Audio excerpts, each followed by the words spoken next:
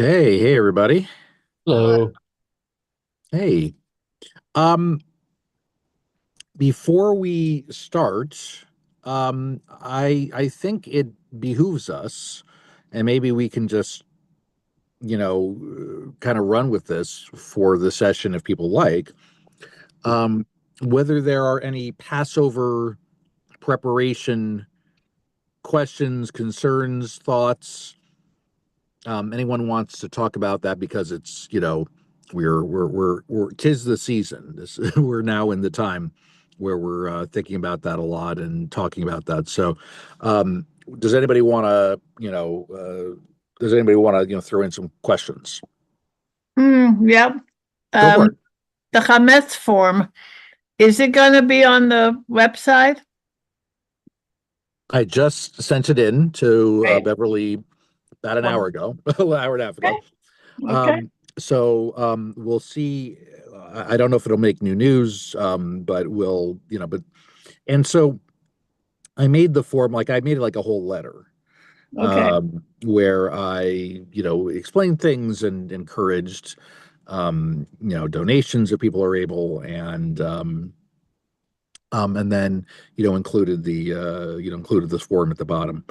Um, the And in case you were curious as to how I do it, how do I actually do the selling of the chametz?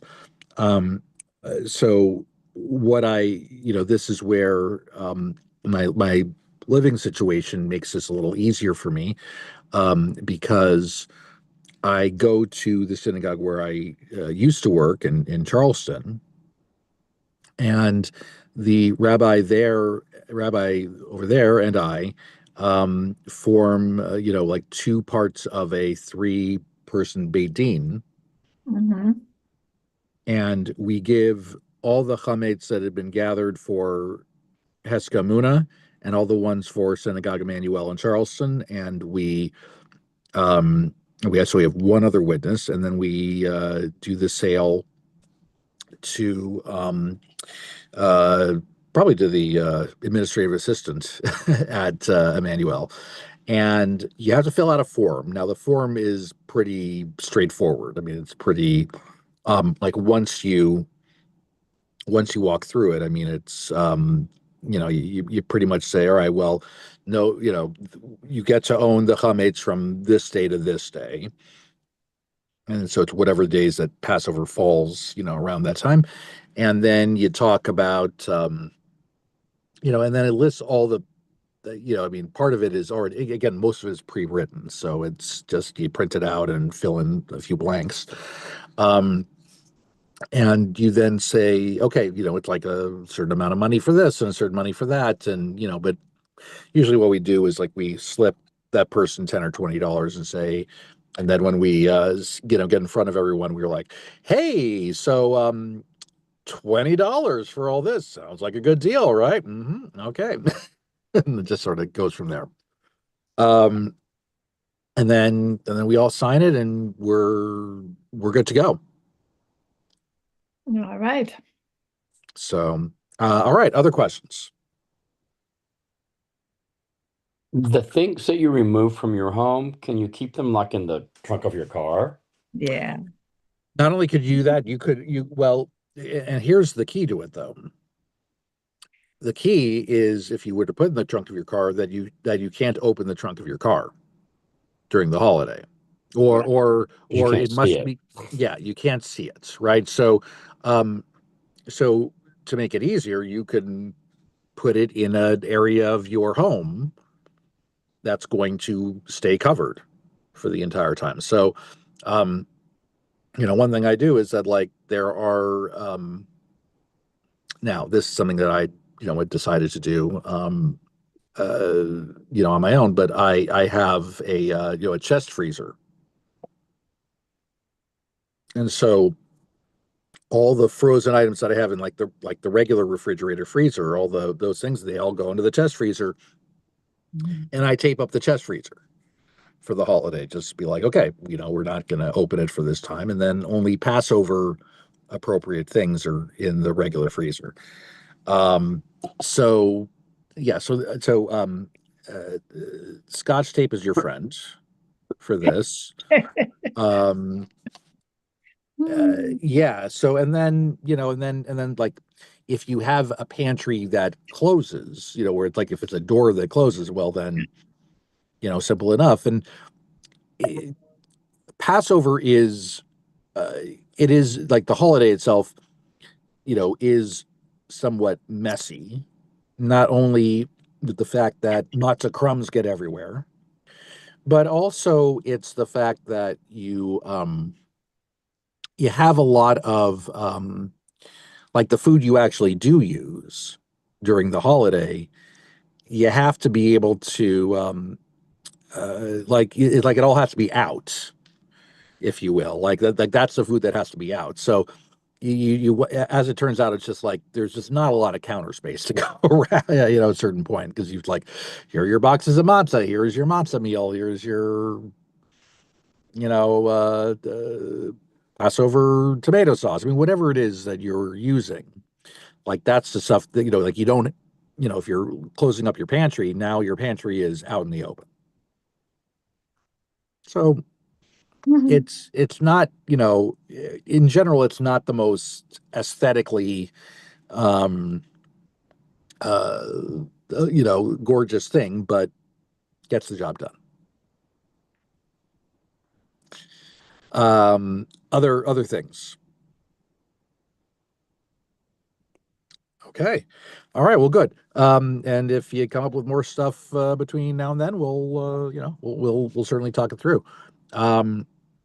Let me let's see.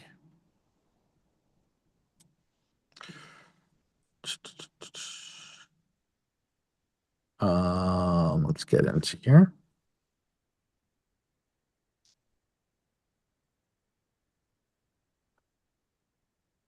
Okay. I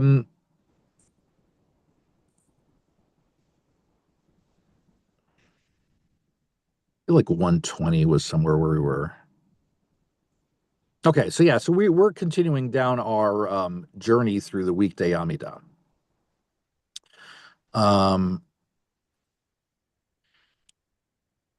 So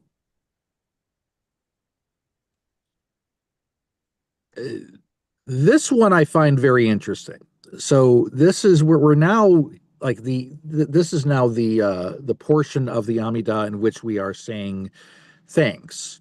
So the first one is Ritzay. And it says, we say Ritzay in all the Amidah prayers, and this is not like those who have a custom to not say it in the afternoon prayer. I don't know where this custom comes from. I really don't. Now, that's not to say that they're making it up, obviously, but let me see if there's anything that might explain what this is about. All right, Mishnah Berurah. דהיינו שהם מתחילים משה שכתב דלפיד מה שנהגו עכשיו בכל מקום לאמור רצי מקראים. Man, this is very exciting. This is very exciting content here. Me just sort of, going through Dino.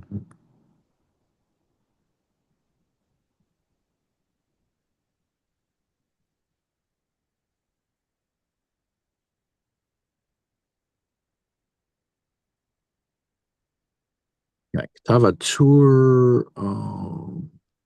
מה שאנו אומרים יש רב שלום שאין אתה עכשיו מפעלים על התפילה שהיא במקום הקורבן שגבל ברצון לפי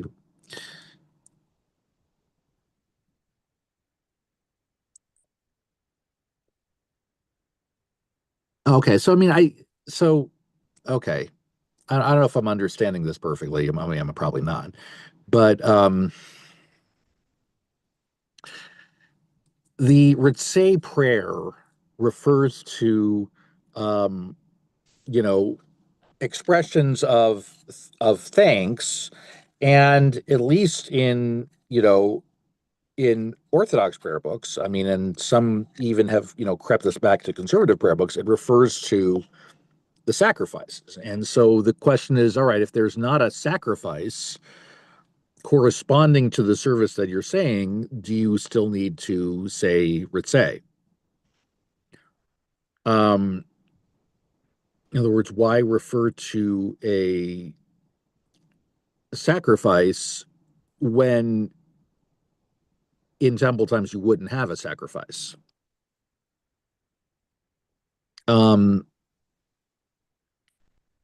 So they still say like you still got to include it. I don't know if that makes a lot of sense, but I think that's go During, ahead. sorry, Rabbi, You're fine. during temple times, we had sacrifices in the morning and for Mincha, but not for Ma'ariv. That's right. Which that's why the whole afternoon thing confuses me. Right. I would agree. Yeah. Have I told the story of the whole question of whether Ma'ariv is required? Have I talked about that? No, but I know that it used to be a service that was only said at home initially. So, like, it wasn't it didn't have the same status as Mincha and Shachrit. Right, right. So there was this story from the Talmud, which is like a wild, wild story. Essentially, what happened was, and of course, I'm kind of paraphrasing certain things, so maybe I'll just stop the sharing for a second. Here's what happened. So the story goes that there was a discussion at a yeshiva in Babylonia. And there were people who said, Ma'ariv, the evening service, should be required. And the other side said, no, it shouldn't be required because, as we just mentioned, there is no corresponding weekday evening sacrifice. And it became such a controversy. I think the Rosh Yeshiva at this place was the one saying that it should be required. They deposed that Rosh Yeshiva. They had a coup. They threw him out of the job.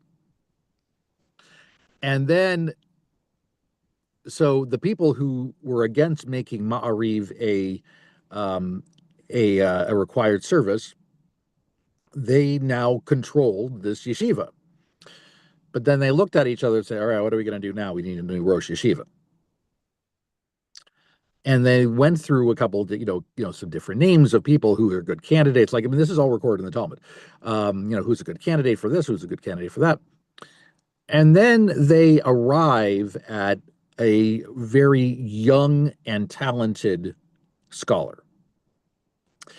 And they say, okay, we want, and it's like, this guy's got everything. He's smart. He comes from, a nice living, and, he's, he agrees with us. Perfect, right? So they offer the guy the job. And he's like, but I'm a kid. Like, I'm 17. I'm really, it's like, oh, no, you'll be great. You'll be great. And so the story goes that at night he prayed for wisdom and experience or whatever it is. And the next morning he wakes up and he looks in the mirror and he has become gray and has a long beard. And he said, behold, I am like a 70-year-old, which, by the way, is a phrase that appears in the Haggadah, in the reference having to do with Passover. So that phrase wound up living on in a different context. So, all right. So here's this guy who then, he gets the job. He goes in. Now he looks the part, in addition to, having all the qualifications, and they kind of, move on from there. And then but then there was, but then people were like, ah, why did we throw out the previous guy? Come on, were we overreacting? And what wound up happening is they wound up bringing back the previous guy, and the previous one and the current one then decided they were going to lead the yeshiva in tandem, and it sort of had this happy ending. All right, so now what happened to Mariv? What happened to the argument? What happened was they decided to meet in the middle there as well, which is no, it's not required, but so many people do it.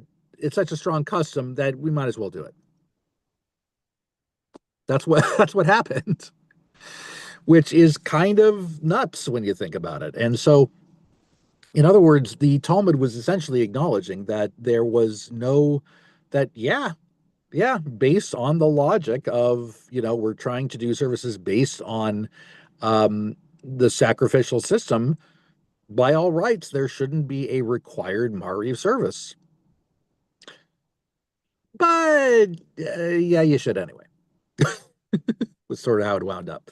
So I think that's one of the more entertaining stories we have in the Talmud.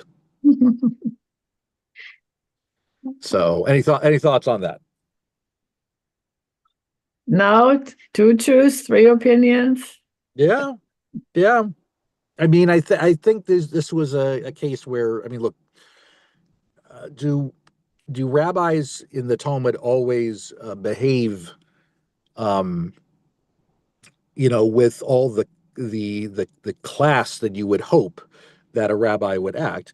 No, but there's this feeling that you should. I mean, there are anecdotes where rabbis are just insulting each other. I mean, like some of the insults are just, devastating.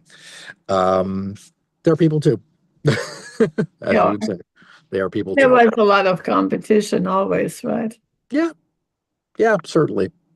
So, this is why I would say the Talmud is like, I mean, it goes way beyond being a book of law. I mean, it's like, it is essentially like a summary of Jewish life, of 500 years of Jewish life, Yeah. which is why it's so vast. So anyway, all right. So let me go back to this. I know I've got to set this up again. I'm sorry for that, but hopefully this won't take too long. All right, let's go to the next one. 121. Okay. Modim. All right. So this is the next blessing in the Amidah. Technically, it's the second to last. And there are three parts here. Okay. So first of all, you have we bow in Modim at the beginning of it and at the end. And the bowing for that resembles the bowing that you do at the beginning of the Amidah. In other words, what we describe as, bending our knees at Baruch, bowing at Atah, and then being upright at Adonai. So the words Modim Anachnu Lach at the beginning of it, we bend at Modim, we bow at Anachnu, we are upright again at Lach. So we do it the same way. Now, one who says Modim Modim, we silence that person.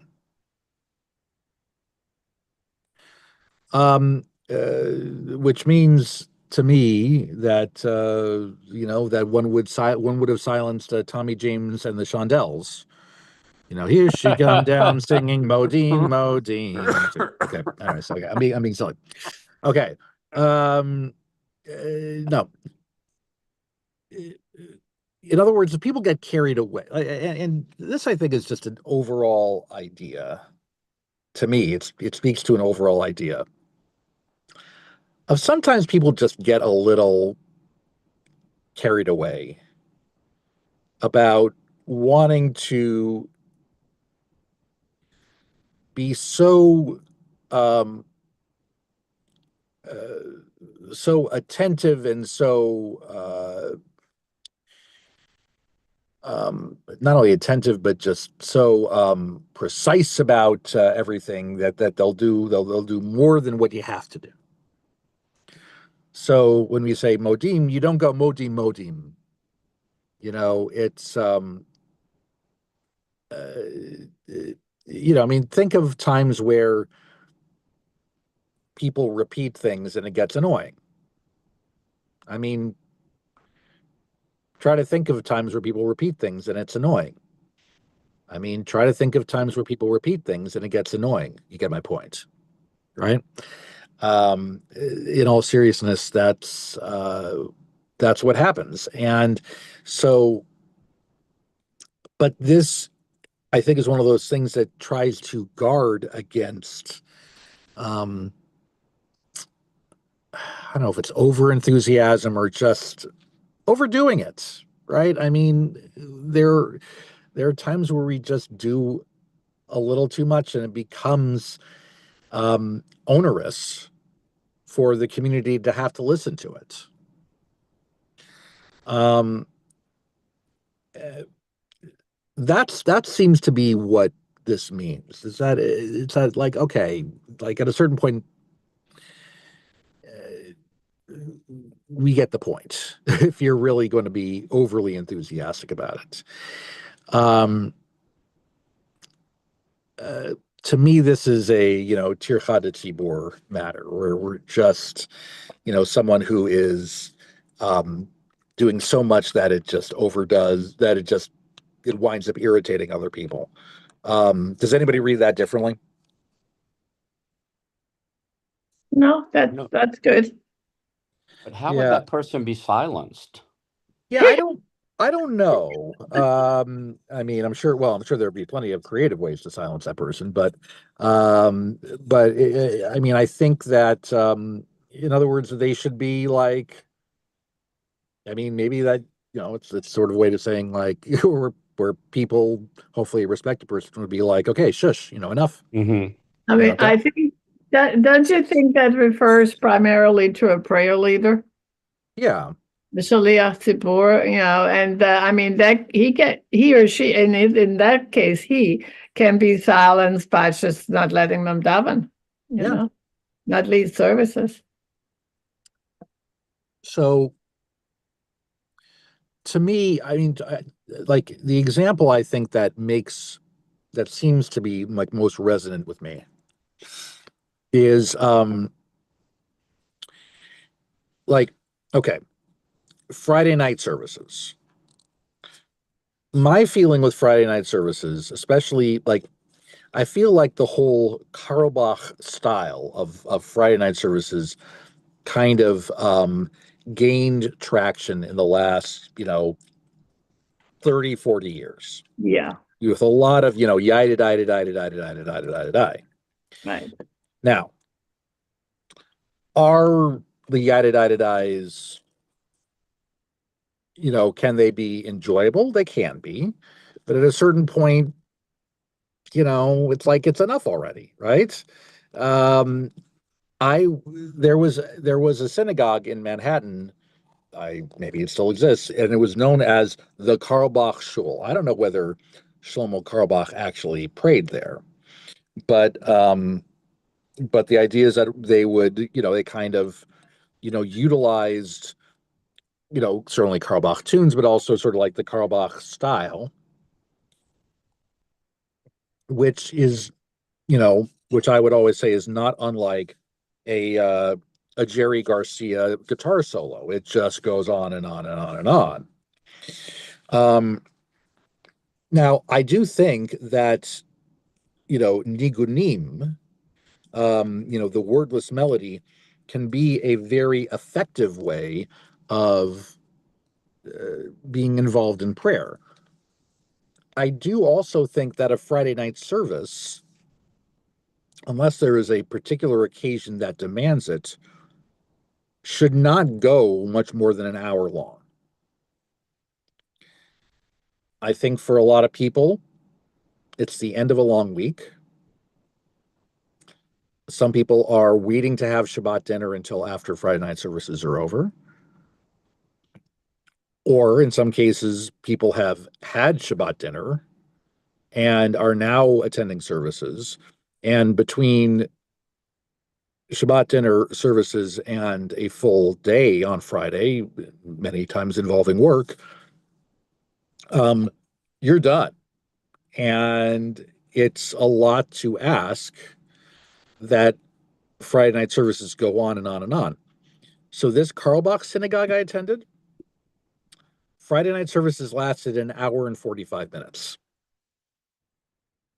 It was excessive, especially knowing that it didn't have to be that long. Now, the worst part about it for me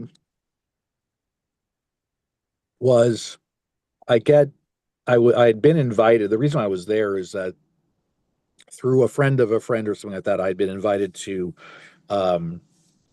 one of their homes, one of the attendees' homes for Shabbat dinner. So, all right, so services finally end.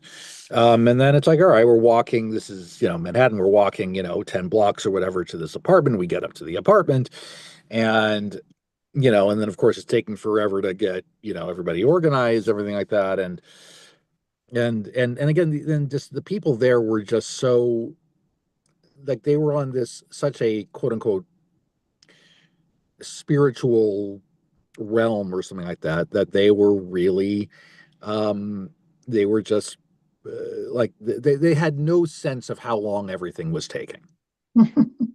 So at some point, there was someone who said, we're gathered around the table. It's finally time to make kiddush, to get the meal going. And someone says, oh, someone should say kiddush. And then the person at the head of the table goes, yes, kiddush. And I mean,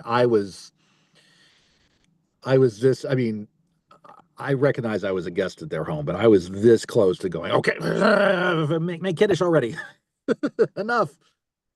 I think we all have our limits in terms of, it is wonderful to feel spiritually moved, but this is also, Richard, it's not too much unlike what we were talking about earlier about the idea that we have a responsibility toward other people's feelings, right? We have a responsibility to recognize that not everybody is having the same experience that we are. So, and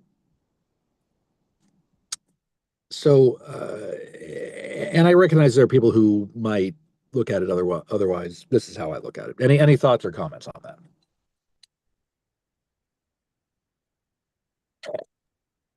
No, I used to go to Levi Kalman's shul in Jerusalem, and they do a Carlebach style service, and they also go on and on and on.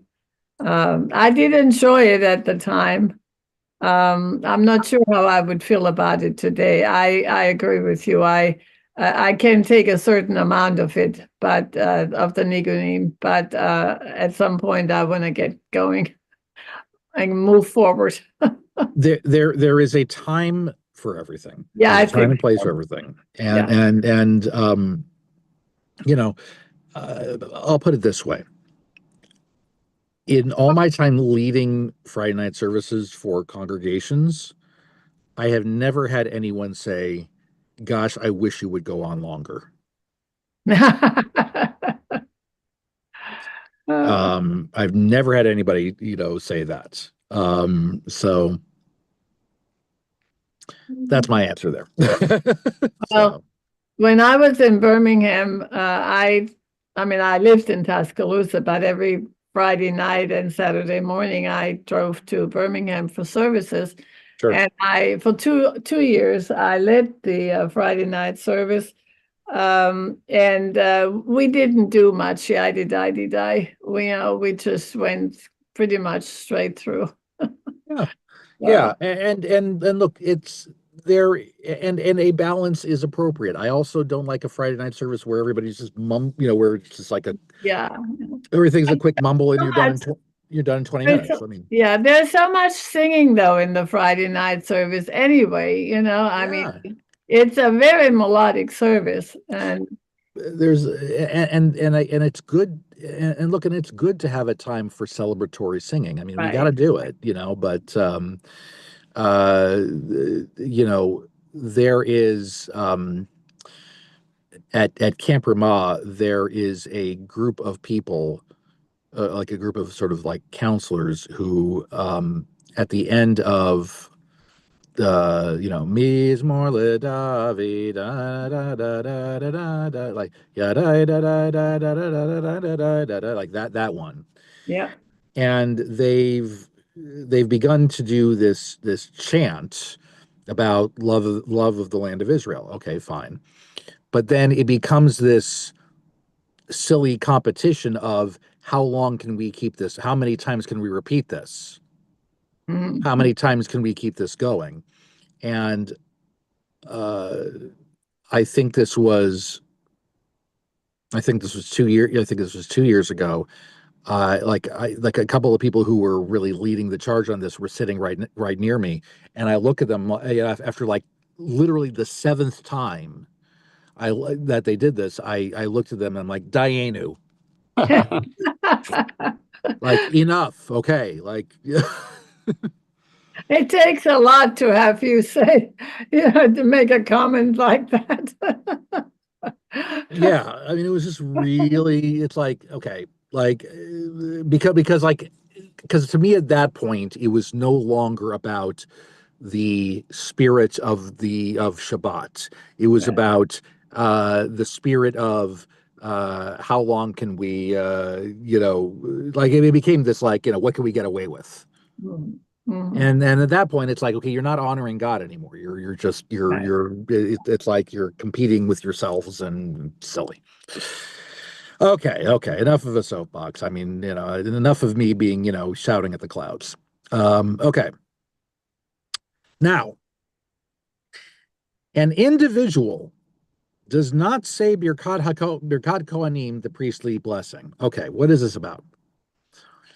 You will note that in the Amidah, when there is a repetition of the Amidah, there is a section in which the prayer leader chants a rendition of the Birkat Kohanim, the Right. blessing of the which includes most famously Yivarechecha Adonai v'Yishmerecha, right, the threefold blessing from the book of Numbers. I think it's Numbers chapter 6 verses 22 to 24, something around that. And there is that and so it's done in the repetition of the Amidah. It is not done individually. This is what is being said.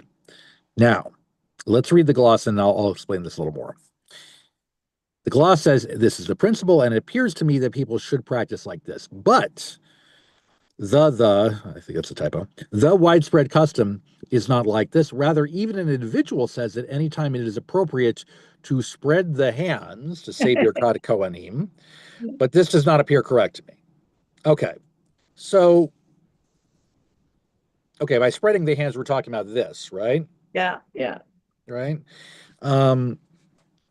When we're doing the Dr. Spock, live long and prosper, Yeah.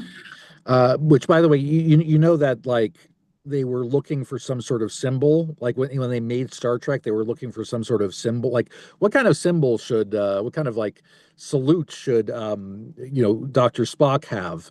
And Leonard Nimoy is like, oh, I remember when I was going to Hebrew school that there was this. Oh, perfect. Yeah. So yeah. Leonard Nimoy I think was an active Jew in a lot of ways. So anyway, so why is it important that it is said that Birkat Kohanim is said with a like communally rather than individually? I think it's because the way that the command was that from the Torah was that the Kohanim should bless the people specifically. So to say it individually to oneself really goes against the whole spirit of the thing. It's like, okay, you're blessing yourself. Blessing yourself doesn't sound like something we should be doing. So we bless, so it should be something that is, communal more than anything else. Okay. How are we doing on that? Okay. Yeah. All righty. All right. Let's see. Okay. Laws that are applicable between Shmona Esrei and EU L'Ratzon. Okay. I don't know do we want to talk about that? We can. I mean, this is one of those things where I'll just, okay. All right. Let's get to this one. I mean, I guess this is the privilege I have by doing this. It's like, if there's something that doesn't really, kind of get me going, I'm like, we'll move on. All right. The laws of bowing at the end of Shmona Esrei, containing 6 seifim. Okay. One bows and steps 3 steps backward in a single bow. After one has stepped 3 steps while still bowing and before straightening up. When saying Oseh Shalom Bimromav, one will turn one's head to one's left side. When saying Huya Aseh Shalom, turn one's head to one's right side, and afterwards one bows deeply forward like a servant taking leave of his master. Very nice. Okay. So, okay. I'm in this small booth. Does everybody know what I mean when I do this? What's being described? Yeah. Okay. All right. I just want to make sure. Like, if somebody doesn't know, you can speak up. Which, of course, there's a Jewish comedian named Joel Chasnoff. He mainly works within the Jewish community. He's not like a big, comic, famous comic or anything like that. But Joel Chasnoff calls it the Jewish square dance. He's like, oh, Seh Shalom Bimromav, swing to your partner, do-si-do. He'll just call it like that. That's what it reminded me of when you were saying that 3 steps back and bowing and swing your partner. Yeah, So, yeah, exactly. I mean, it really kind of feels like that. That's a new one to me. Yeah, I think it kind of works. At least it's reminiscent of it. So I think that is so. And honestly, I mean, this is something that, I mean, I didn't learn to do that from this. I learned to do that from watching other people do it. And so the idea is that, you're not only doing it for yourself, but you're also modeling it for other people. Right. Now, the gloss says, this is another thing. I guess this is an Ashkenazic practice. We practice to say after this, okay, let it be your will that the temple be rebuilt. Because prayer is in place of the temple service, and we therefore request regarding the rebuilding the temple, where we would be able to form the actual service. And then it says his own opinion, meaning the opinion of the particular writer. This is of Moses Israelis. In other words, this did not originate as a widespread Ashkenazic custom. This was the opinion of this specific rabbi. The interesting thing is that Orthodox prayer books pretty much do all have at the end of the Amidah a little section that says, "Let it be your will that the temple be rebuilt." Right. And you will not find that, or at least I don't anticipate anytime in the future, you will not find that in a conservative or reform prayer book. Part of that has to do with the idea that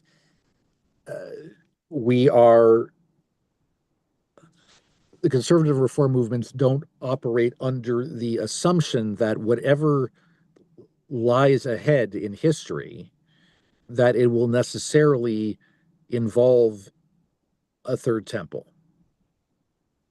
Maybe a third temple will be built, but it's not but the idea that we're going to go back to animal sacrifices is, I think, a whole other thing.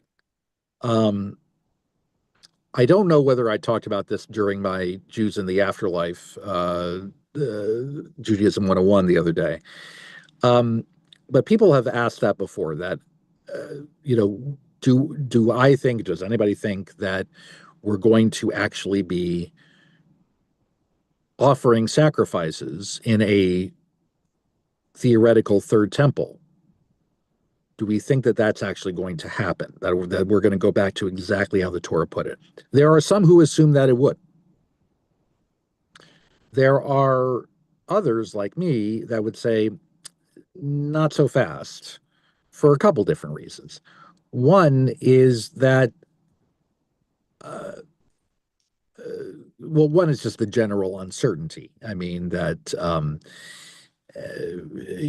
mean, what does living in peace and prosperity in a messianic age mean? The answers are, can be all over the place. I mean, it's hard to know.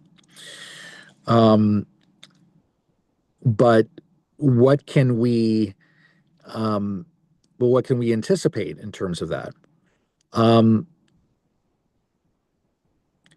To me, peace and prosperity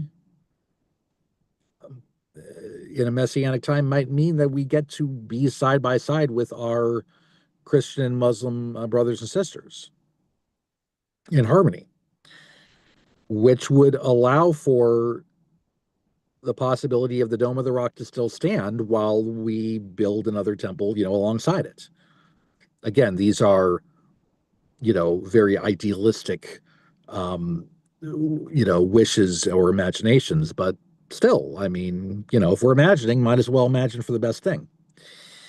So the idea that the third temple would have the same look and feel is obviously very much up for grabs. And then, even if we got to build it, exactly the way it was before, to assume that our society is going to be okay with the slaughter and of animals in that same way is really, I would say, very uncertain.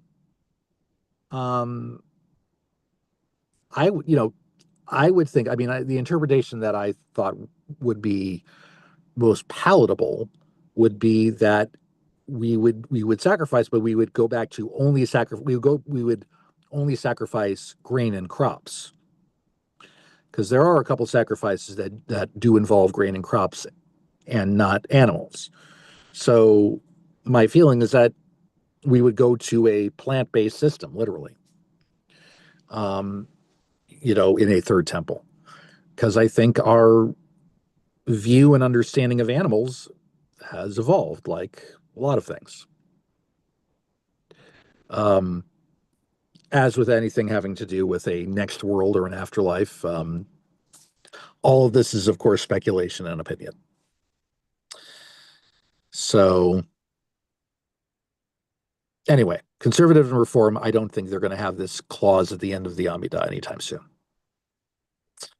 Okay. Would, if they rebuilt that, would that mean like the chief rabbi of Israel be equivalent to the Pope, and the new temple would be like the Vatican or something?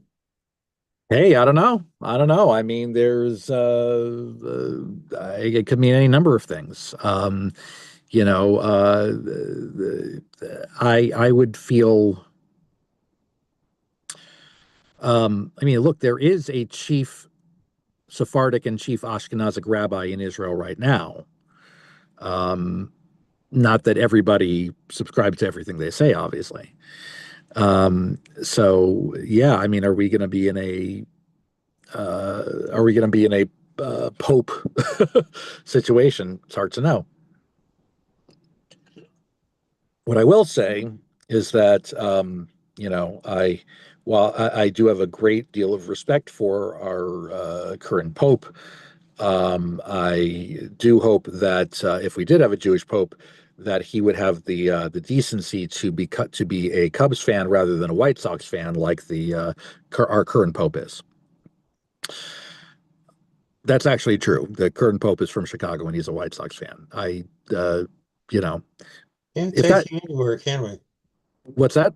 Can't take you anywhere, can we? I know, seriously. So, okay. In all seriousness, I mean, no, it's no. I mean, in all seriousness, well, I mean, like it's yeah. What the administration would actually look like, I mean, that's also very much up for grabs. But is what you say plausible? Sure. I mean, I think a lot of different interpretations are plausible when it comes to what an age of redemption looks like. Okay, so in the place that the 3 steps backwards are concluded, one should stand and not return to one's place until the prayer leader reaches the Kedusha, or at least until the prayer leader begins to pray aloud. So, this is a circumstance where you are praying in a minyan, and the and it's a situation where you're saying the entire Amidah to yourself before the repetition. So in this case, you take your 3 steps back, but then you wait for the repetition to at least begin, or at least till the end of the Kedusha before you take your 3 steps forward and sit down again. So you're very much including the very much sort of including what the prayer leader is doing. Now, the gloss says the prayer leader, after finishing the individual Amidah and taking 3 steps back, stands in place the amount of time it takes to walk 4 cubits before returning to the prayer leader's place to pray aloud. And similarly, one praying alone should stand in the place where one's 3 steps were concluded this amount of time before returning to one's place. An individual who is praying with the congregation and finishes one's prayer before the prayer leader is forbidden to turn to face the congregation until the prayer leader finishes the prayer leader's individual prayer. So all of these things, or a lot of these things, are about, trying to be on the same page, literally and figuratively, as the prayer leader. And also the idea is, as we have seen in other aspects of as we've seen in other aspects of of different mitzvot, we're trying not to race through the mitzvot. We're trying not to go too fast through it. We're not trying to say, okay, finish that. All right, boom, let's go to the next thing. Right? It's okay to kind of let things linger a little bit. It's okay to do that. And in fact, maybe certain things don't need an incredible rush. So I've seen where people take those very seriously. Now, when one steps backwards, one lifts one's left foot first.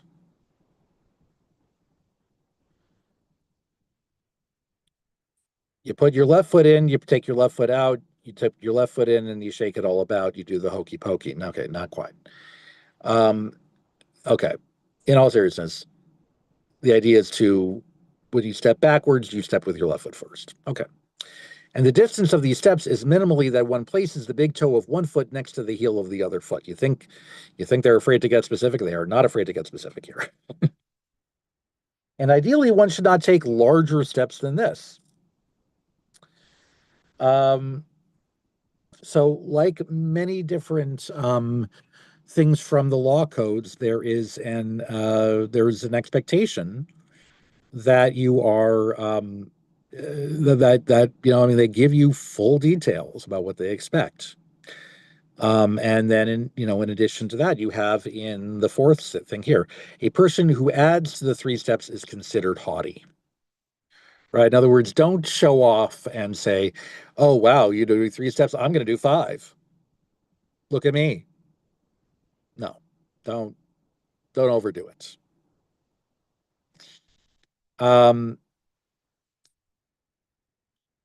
Yet another rule with this: the prayer leader must also step 3 steps back when praying quietly. And when the prayer leader repeats the prayer aloud, there is no need to repeat stepping 3 steps back. Which some people don't go by. Some people do that regardless. And if the prayer leader does not pray quietly, but only aloud, the prayer leader steps 3 steps back after the prayer leader's prayer aloud. This is the case more like, when we do the Musaf service at the synagogue, which we almost always, maybe always, say the first part out loud and then the rest of it individually. That would apply to this gloss.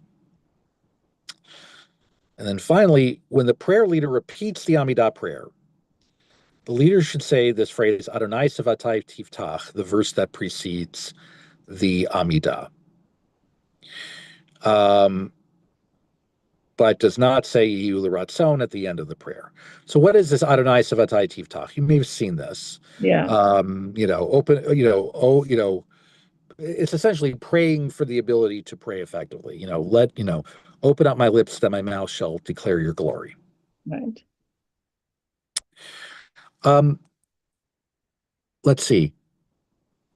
I think if it's okay to stop here, the thought, I know we're maybe a couple of minutes earlier, but I should also note that we are meeting as usual next week, but the following 2 weeks, April 1st and April 8th, we will not. Because April 1st is Erev Pesach. We are probably all going to be busy with Passover, Seder, whatever we need to do there. It's a stressful time. And then the 8th is the seventh day of Passover. So that is a Yom Tov. So we'll be in services. So we will not meet the following 2 weeks. So next week we're on, then we get 2 weeks off, and then we'll start again. Sounds good? Sounds good. All right. Well, very good. Well, we'll see you then next week, and good luck with all your Passover prep. And yours Thank you, too. Rabbi.